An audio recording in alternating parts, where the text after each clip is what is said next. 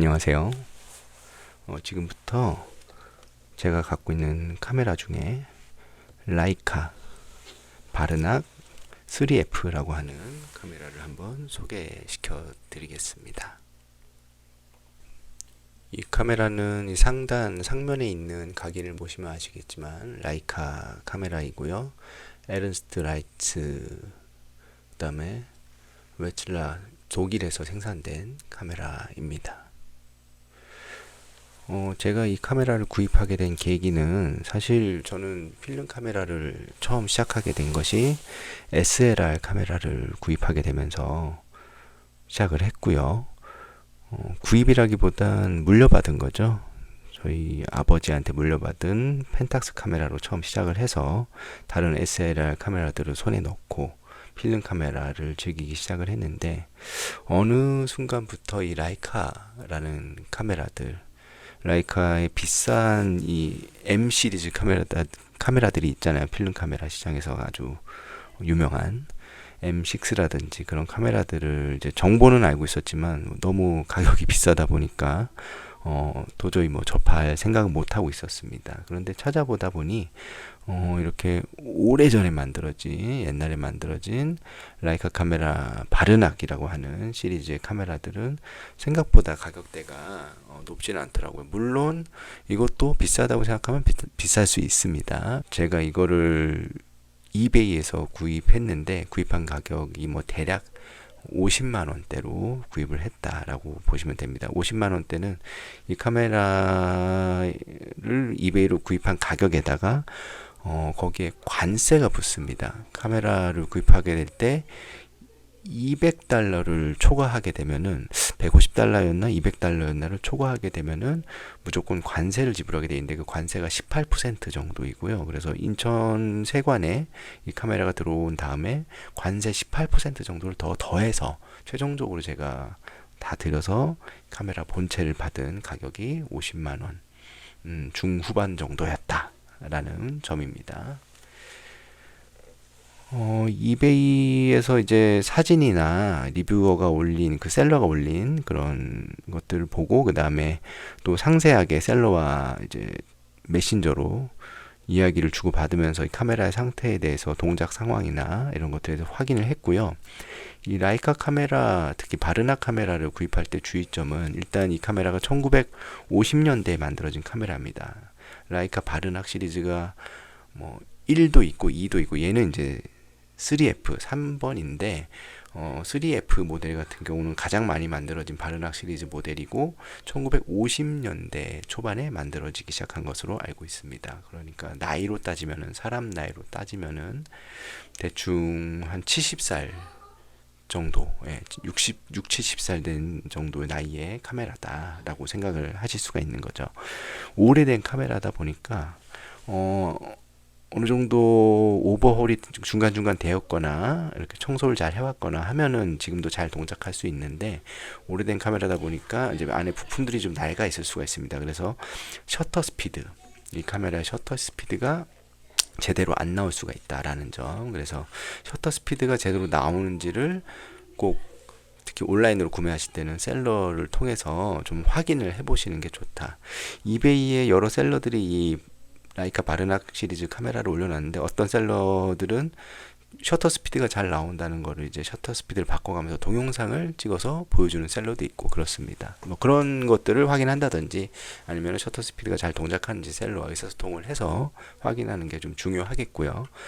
두 번째로, 이 카메라를 온라인으로 구매하신다면 이 셔터막을 보셔야 됩니다. 셔터막 안쪽에 까만 부분은 셔터막 보이실 텐데, 이 천으로 되어 있는 셔터막이고요. 세월이 오래 흐르다 보니까 이 셔터막이 낡아서 이 셔터막에 이제 주름이 가기 시작하는 거죠. 그럴 수도 있고, 그 다음에 이 셔터막에 미세한 구멍이 뚫려 있을 수 있다고 합니다. 그런 상황이 될 수 있다고 해서요. 셔터막에 빗샘이 없는지, 구입하시기 전에 꼭 두 가지, 셔터 스피드와 그 다음에 셔터막의 빗샘, 낡아서 생기는 빗샘이 없는지 셀러에게 물어봐서 그 부분에 대한 좀 확인을 받으시는 게 좋겠다라고 말씀을 드립니다. 일단 구입 시 주의점은 그 정도일 것 같고요. 또 이 매니아 분들은 이 이 까만 요 손이 닿는 이 부분, 이걸 이제 불커나이트라고 하는 재질로 만들어진 부분인데, 이게 깨졌냐 안 깨졌냐, 원본 그대로 모습이냐 아니냐, 뭐 이런 것도 좀 중요하게 보는 요소라고 알고 있습니다. 뭐 제가 갖고 있는 이 라이카 바르낙 3F는 불커나이트 요 까만 부분 재질이 아직은 그렇게 갈라지거나 깨지거나 한 부분은 없는 그런 괜찮은 상태인 것 같습니다. 네. 그리고 이 카메라는 이제 특징을 좀 말씀드리면, 이 카메라에 관심을 가지신 분은 다 아시겠지만 레인지 파인더 방식의 카메라입니다. 그래서 요즘 카메라하고 다르게 실제로 뷰 파인더로 보는 창이 이렇게 하나가 있고, 그 다음에 뷰파인더 창이 이건가요? 예, 이건가요? 그 다음에 레인지 파인더로 보는 창이 또 따로 있습니다. 예, 창이 두 개가 따로 있는 거예요. 예, 그렇습니다. 이게 레인지 파인더 창인가? 그렇게 해서 뷰파인더 창과 레인지 파인더 창이 따로 이렇게 분리가 되어 있는 식입니다. 레인지 파인더가 뭐냐? 거리계죠, 말 그대로. 네, 거리계 측정을 거리 측정을 할 수 있는 방식의 카메라다라고 이해하시면 되겠습니다. 이 카메라의 거리 측정 방식은 SLR 같은 경우는 실제로 이 렌즈를 통해서 들어오는 빛이 거울에 45도짜리 거울에 직각으로 반사돼서 실제 프리즘을 통해서 촬영자의 눈에 들어오잖아요. 그래서 직접 렌즈로 보이는 상을 그대로 볼 수 있고, 초점 링을 조절해서 실제로 상을 맞춰서 초점을 맞추는 게 가능해지는데, 레인지 파인더 같은 경우는 그렇게는 동작하지 않습니다. 그래서 이 라이카 바르낙 3F의 경우는 여기 이제 뷰 파인더가 있고, 그 다음에 레인지 파인더가 여기 양쪽에 따로 있습니다. 따로 있는 방식입니다. 뭐 소련제, 구소련제 조르키 4 같은 카메라들은 이제 이 두 가지를 합쳐놓은 방식이 있고요. 제가 알기로 라이카 M 시리즈도 이 거리계와 뷰파인더, 구도를 잡는 뷰파인더를 합쳐놨다고 알고 있는데, 이 바르낙 시리즈 같은 경우는 두 개가 따로 나눠져 있습니다. 그래서 이 왼쪽에 있는 이 동그란 파인더로는 레인지 파인더, 거리만 잴 수 있습니다. 안에 상이 보이긴 보이는데요, 1.5배로 확대돼서 상이 보이고요. 그 상을 보고 렌즈에 있는 그 초점 링을 돌리면은 실제 보이는 상과 그 옆에 또 뿌옇게 약간 누런 느낌으로 다른 상이 또 겹쳐서 보입니다. 그래서 그 이 조리개 링을 돌리면 그 상이, 뿌연 상이 움직입니다. 좌우로 움직이면서 내가 맞추려야 될 그 물체에 초점을 맞춰야 될 대상 쪽에 그 뿌연 상과 실제 보이는 상이 서로 딱 움직여서 겹쳤을 때, 그때 이제 그 부분에 초점이 맞는 그런 원리로 초점을 맞춰서 사진을 찍어야 되거든요. 그리고 나서 눈을 이쪽 오른쪽에 뷰파인더로 비로소 옮겨서, 여기서는 이제 초점을 맞출 수는 없습니다. 그냥 뷰만 보이는 겁니다. 단순하게. 이걸로 구도를 잡는 거죠. 컴포지션을 한 다음에 사진을 찍는, 그런 방식으로 촬영이 가능합니다. 그러면은 SLR도 아닌데 어떻게 이 렌즈에 들어오는 상에 초점이 맞는지, 이게 연동이 되는지를 궁금하실 수가 있는데요. 여기 보시면 이렇게 움직이는 레버가 있습니다. 이 레버가 살짝 움직입니다. 그래서 이 렌즈를 끼우면, 한번 끼워 보겠습니다.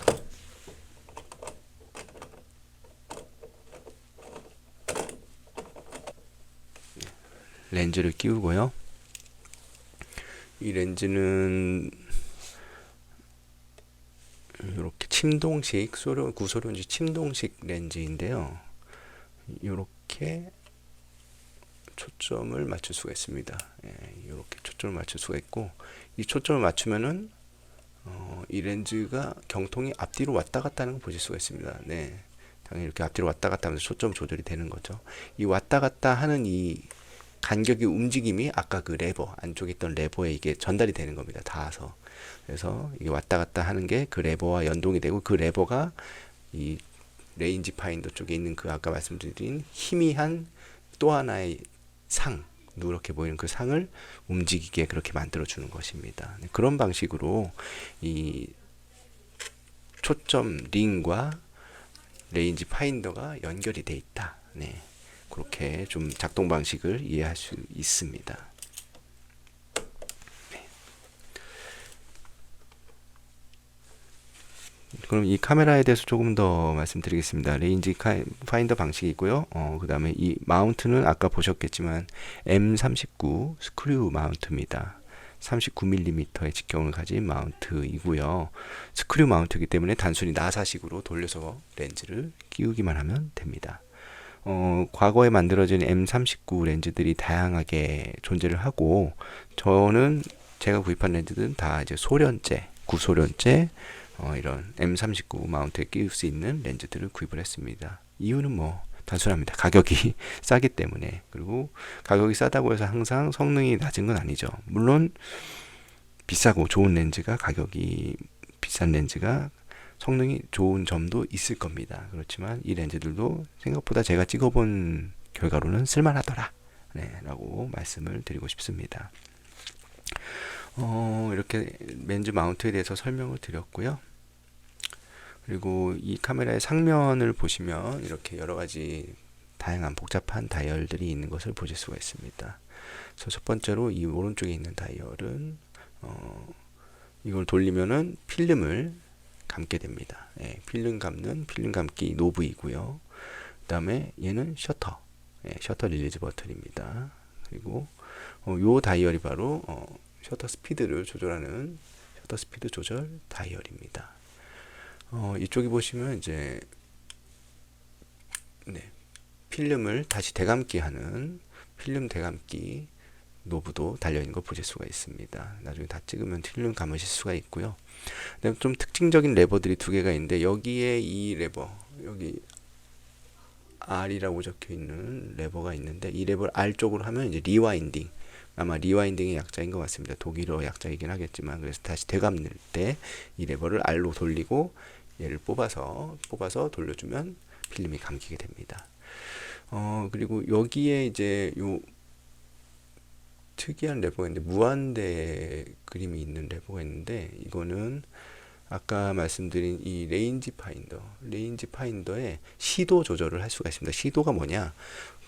눈이 좀 안 좋으신 분들, 근시이거나 하신 분들은 이렇게 일반적인 세팅인 무한대로 이게 놓고 봤을 때 이게 뿌옇게 보일 수가 있다고 합니다. 그래서 자신의 시력에 맞춰서 조절할 수 있게, 이렇게 시도 조절 레버가 달려 있다. 옛날 카메라인데 이런 것도 달려 있구나라는 점이 좀 특이하죠. 굉장히 여러 가지 고민을 많이 해서 만든 카메라다라고 볼 수 있습니다.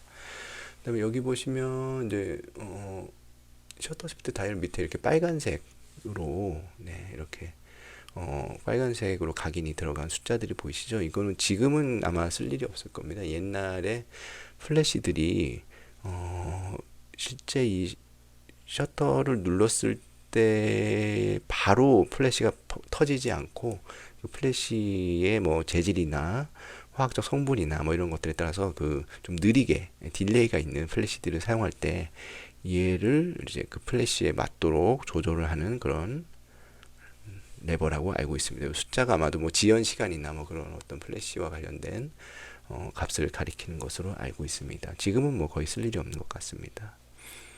네, 그런 점이고요. 그다음에 뒷면을 보시면 아까 설명드린 레인지 파인더와 뷰 파인더 두 개가 서로 나눠져 있는 부분 보실 수가 있고, 그다음에 여기에 이제 플래시 싱크 단자가 붙어 있습니다. 이 라이카 바르낙 3F에서 F의 의미가 바로 이 플래시, 플래시를 쓸 수 있다라는 의미로서 F가 붙어 있다라고 저는 인터넷에서 확인을 했습니다. 그렇게 좀 참고를 하시면 좋을 것 같고요.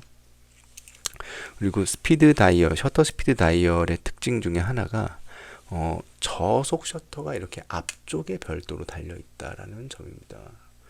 그래서 이 셔터 스피드는 빠른 것은 1000분의 1이 제일 빠르고요. 그 다음에 500, 200, 100분의 1 뭐 이렇게 있다가 벌브 모드도 있고, 그 다음에 25분의 1이 있는데 25분의 1에 빨간색으로 각인이 들어가 있잖아요. 25분의 1이. 그래서 이 셔터 스피드 25분의 1로 맞추면 25분의 1로 찍히는 게 아니라 그 다음에는 이 저속으로 찍히는 겁니다. 그래서 이 저속 다이얼, 여기를 25분의 1로 놓고 저속 다이얼을 이용해서 저속 셔터 스피드를 맞추면 된다라는 부분이고요.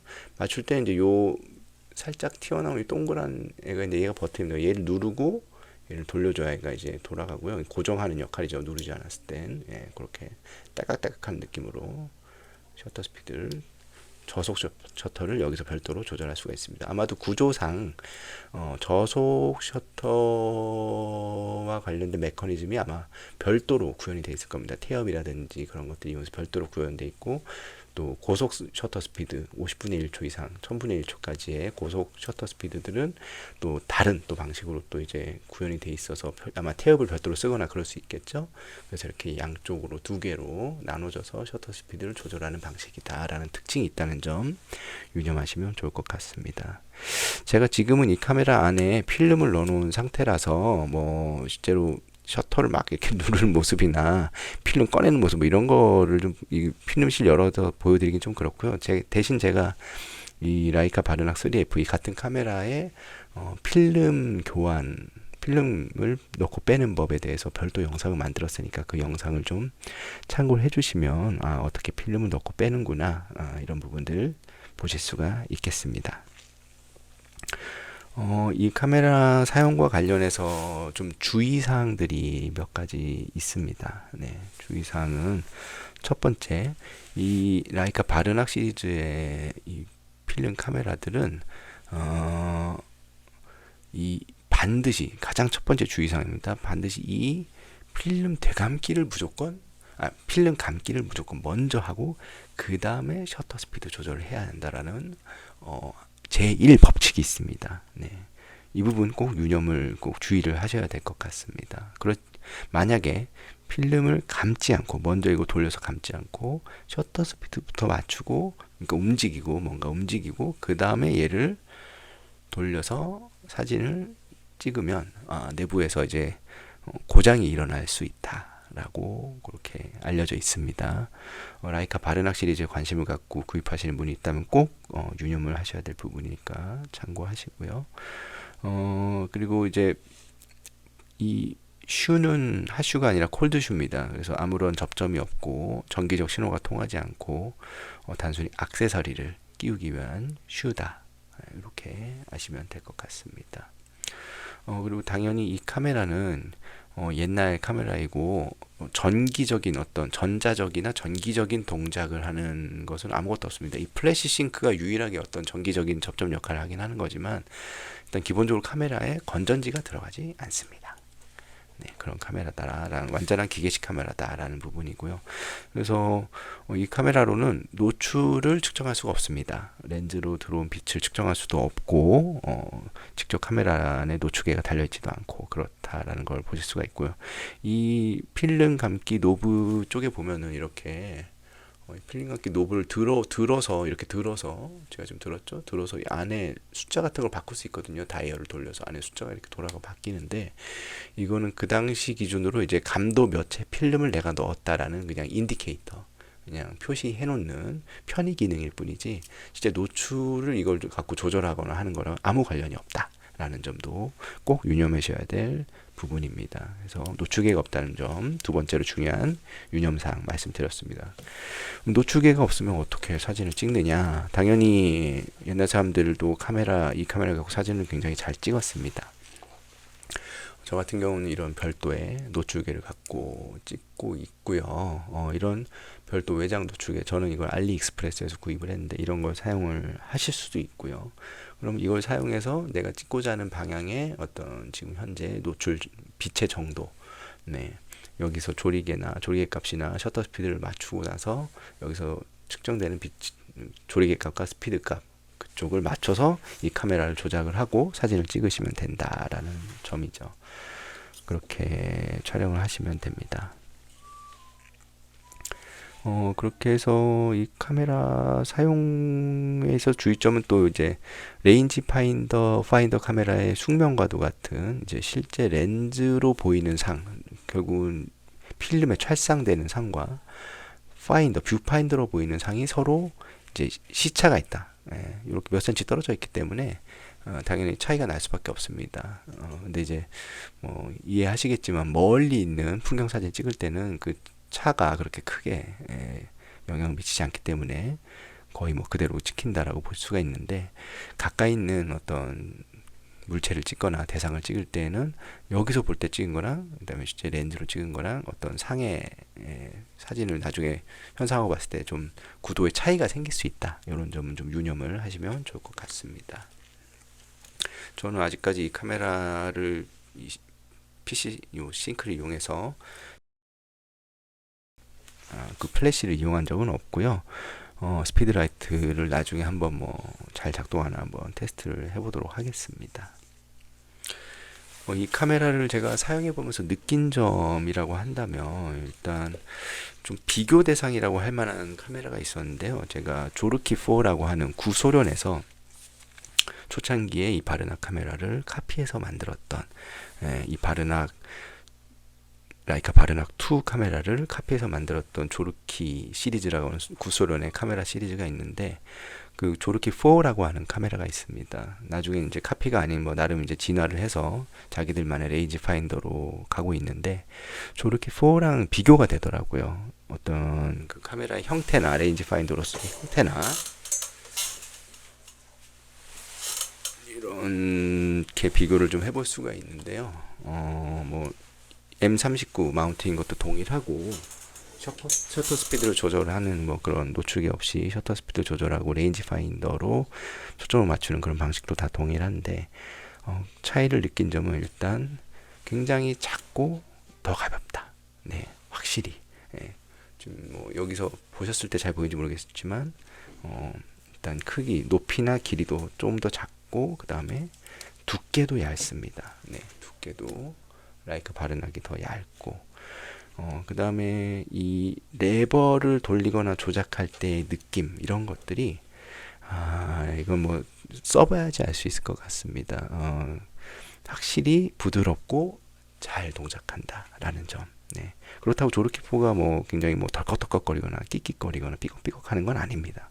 그럼에도 불구하고 확실히 라이카 라이츠 에르스트 라이츠에서 품질 관리를 하고 정밀도 관리를 한 이 카메라의 정밀도와 조작감은 역시 따라오기는 힘들구나, 차이가 있구나 라는 점을 느낄 수가 있었습니다. 특히 크게 느낀 점은 셔터 소리인데요. 셔터를 눌렀을 때 이 조르키4는 굉장히 소리가 큽니다. 그래서 캔디드샷, 상대방이 눈치채지 못하고 사진을 찍기는 좀 어려울 정도로 소리가 찰칵하고 나는데요.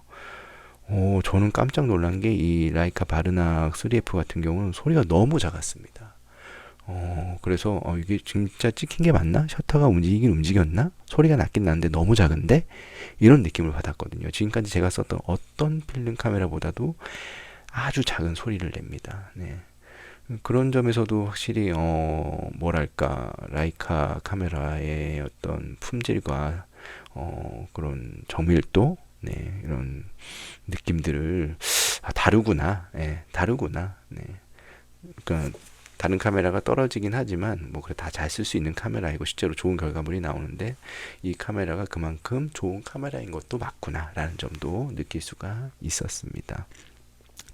실제로 조르키4는 제가 좀 외투 주머니나 이런 데 넣어보긴 했지만 좀 묵직한 600g이 넘는 무게다 보니까 묵직한 느낌으로 들어가는데 라이카 바르낙 3F는 431g 정도, 이 조르키에 비해서 200g 이상이나 더 가볍게 그렇게 제작이 되어 있기 때문에 주머니에 넣었을 때 확실히 쏙 들어가고 휴대하기 너무 편리한, 네, 그런 스냅용 카메라다라는 점을 느낄 수가 있는 그런 좋은 카메라였습니다. 이렇게 해서 제가 갖고 있는 라이카 바르낙에 대해서 뭐 제가 알고 있는 점들, 그 다음에 사용하면서 느낀 점, 주의사항도 같이 좀 말씀을 드렸습니다. 만약에 이 카메라에 관심을 가지신다면은 구매할 수 있는 방법이 제가 아까 처음에 말씀드린 이베이에서 구매하는 방법, 혹은 뭐 국내에서 중고 시장이나 뭐 아니면 수리점이나 판매점에서 사시는 방법, 이런 방법들을 택하셔야 될 텐데요. 중고로 개인하고 거래를 하시거나 아까 말씀드린 그런 셔터막 빗셈이라든지 셔터 스피드 문제 이런 것들이 있는지 잘 확인하시기 바라고요. 또 한 가지 더 사용하면서 느낀 점은 이 뷰파인더가 굉장히 생각보다 편하지 않더라라는 점입니다.